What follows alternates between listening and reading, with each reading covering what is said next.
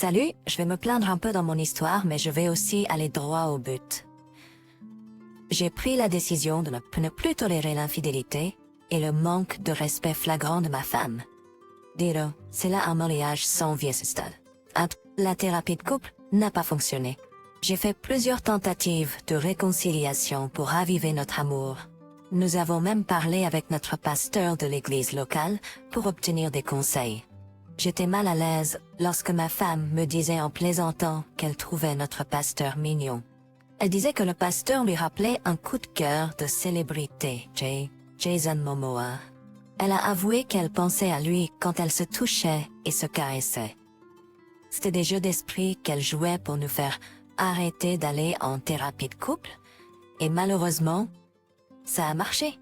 Nous avons arrêté d'aller en thérapie parce que je n'arrivais pas à arrêter d'imaginer ma femme en train de convoiter un homme qui était censé nous aider à traverser nos problèmes matrimoniaux difficiles.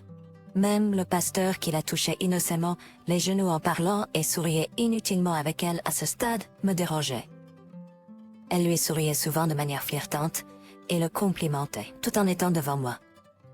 Mon instinct me disait que quelque chose n'allait pas. Ils ont tous les deux minimisé nos problèmes matrimoniaux.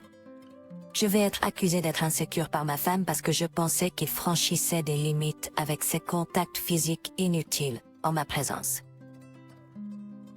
Le pasteur amical n'était pas notre problème, mais il n'aidait pas non. Ma femme est pas prêt à divorcer, mais maintenant, non, je suis enfin prêt à partir. C'est mon histoire. J'ai rencontré ma femme quand j'avais 30 ans et elle en avait 25.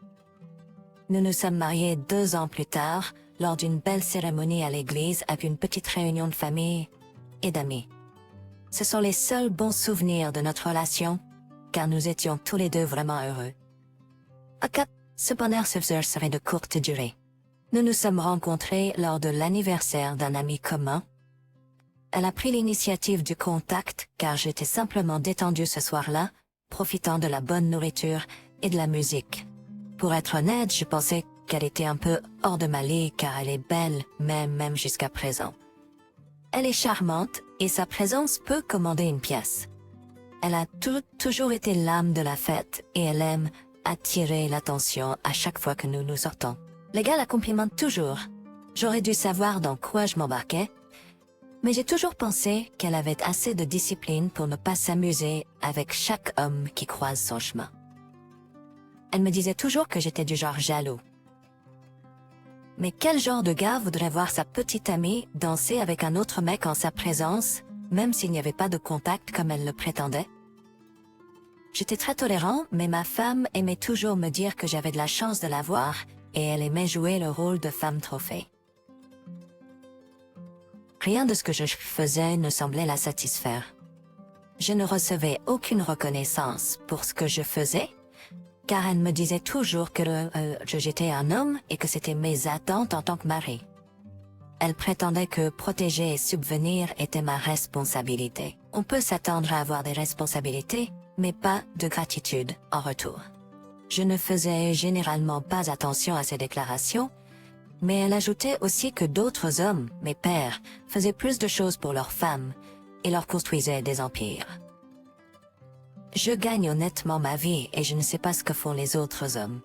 Je ne compare pas non plus mes poches à la leur. Nous vivons confortablement et je ne peux pas vivre au-delà de mes moyens pour impressionner qui que ce soit. Je suis le seul pourvoyeur et le seul à travailler et à subvenir aux besoins de notre famille. Même si nous n'avons pas d'enfants, ma femme plaisantait souvent en disant qu'elle ne pouvait pas chercher de travail parce qu'elle était trop mignonne pour être stressée. Au début, j'ai pensé que c'était une blague, mais j'ai réalisé qu'elle le pensait vraiment.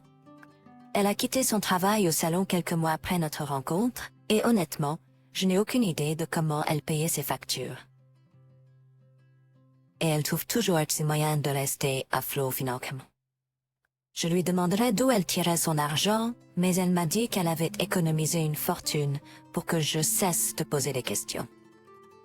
Avec du recul, je pense qu'elle avait peut-être des sugar daddy qui la payaient, mais je n'ai pas de preuves pour étayer cette affirmation.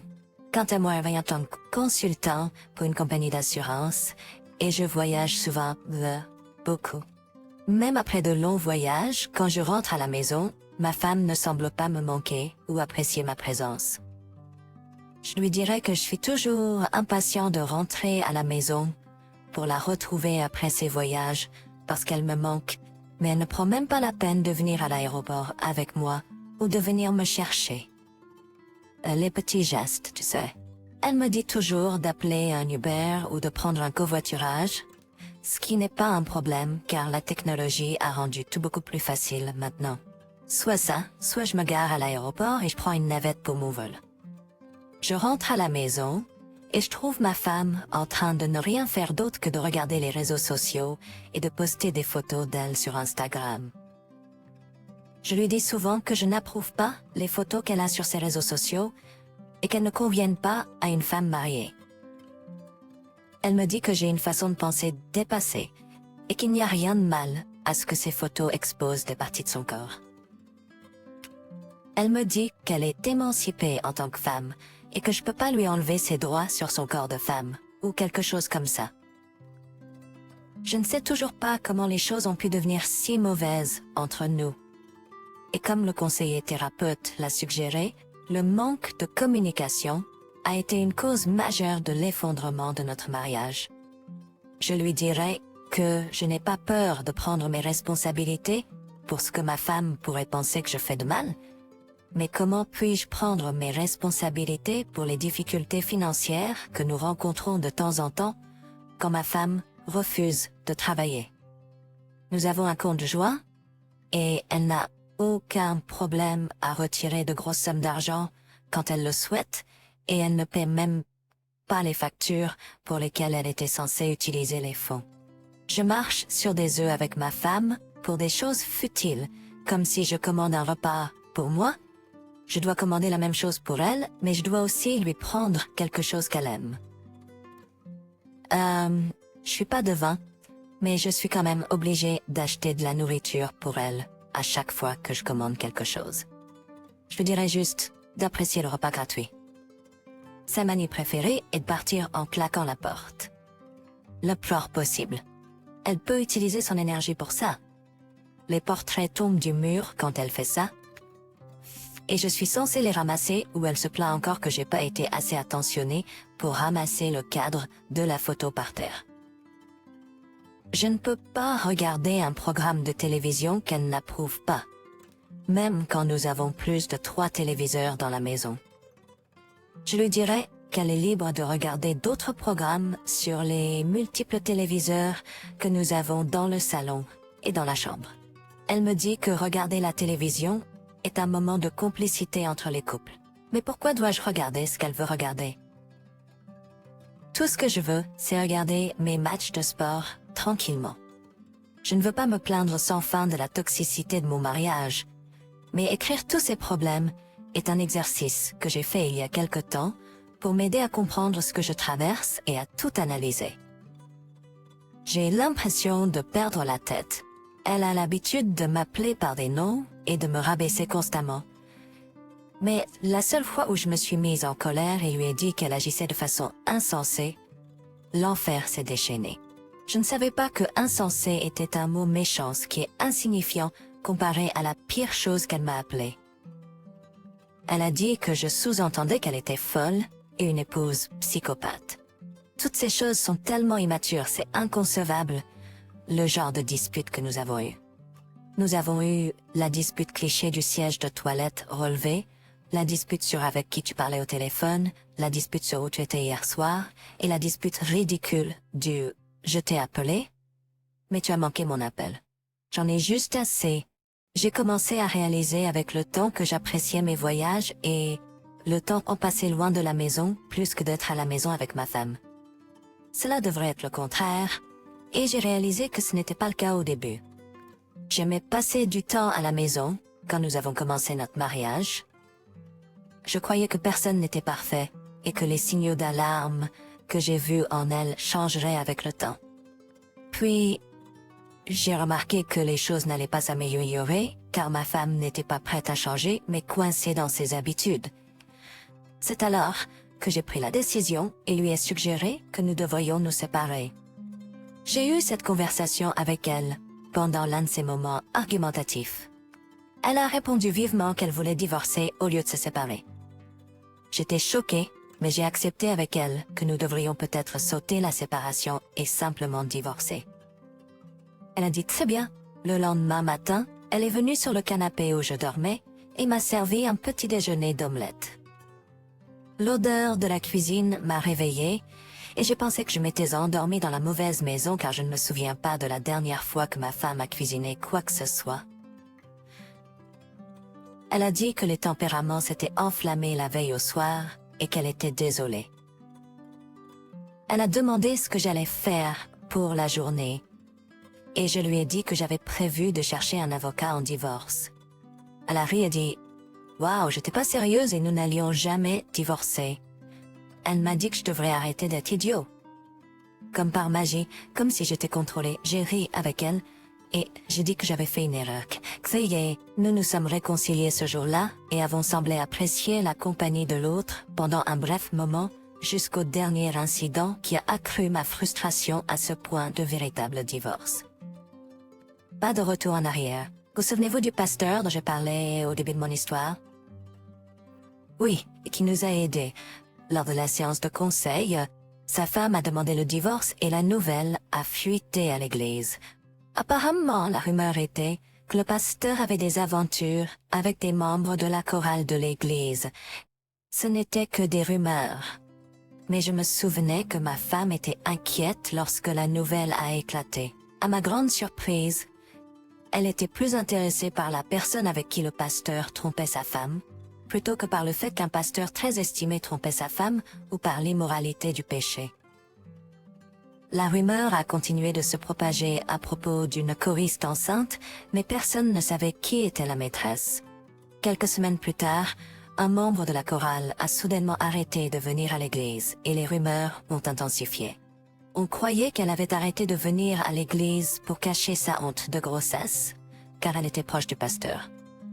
Eh bien, il y a quelques dimanches, je suis allée faire des courses pour la maison.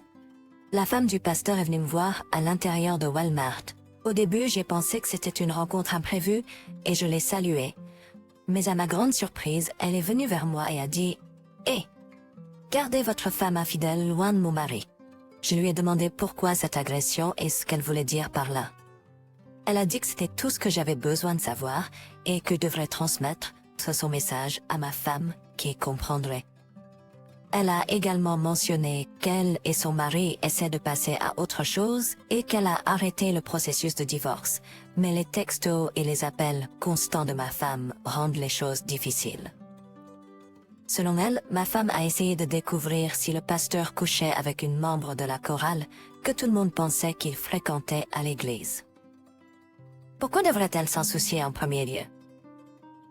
Était-elle la maîtresse qui ne savait pas que son amant avait une autre maîtresse? Écoute, c'est ma femme, dont nous parlons. Comment n'ai-je pas vu venir cela? Comment a-t-elle même obtenu le numéro de ce pasteur en premier lieu? Encore une fois, pourquoi suis-je la personne ignorante dans toute cette situation? Tant de questions et de confusion dans ma tête. On aurait dit que le supermarché tournait avec moi à l'intérieur, alors que la femme du pasteur s'éloignait après la bombe qu'elle m'avait lancée. J'ai commencé à pleurer. C'était pas très viril de ma part, mais je ne pouvais plus me retenir. J'ai essayé, et Dieu sait que j'étais épuisée à ce stade. Il semble que la femme du pasteur n'avait pas beaucoup de preuves ou de détails à me montrer, mais elle croyait qu'il se passait quelque chose entre son mari et ma femme. Je croyais. Je ne vérifie pas le téléphone de ma femme personnellement, car je n'ai même pas son mot de passe, même si elle vérifie constamment mon téléphone, car elle dit que c'est moi qui voyage avec beaucoup de choses à cacher. Si j'avais accès à son téléphone, peut-être que j'aurais fait une vérification, selon si elle n'a pas effacé son téléphone. Je devais rentrer chez moi et demander à ma femme ce que la femme du pasteur m'avait dit. L'allégation de la femme du pasteur à propos de « Je ne ferai pas ça », au lieu de cela, je suis prêt à lui remettre les papiers du divorce. Ce jour-là, je me suis ressaisie et je lui ai dit que j'avais un voyage d'affaires. Urgent. Au lieu de voyager, j'ai simplement loué un hôtel. C'est là que je suis actuellement et je prévois de rentrer chez moi avant la Saint-Valentin pour lui dire que je m'en vais. Je mettrai à jour cette histoire au fur et à mesure que le temps passe. Je suis sûre que ce processus de divorce ne sera pas facile, car elle m'a déjà prévenu que je devais être prêt à perdre plus de la moitié de tout si je me risquais à divorcer d'elle.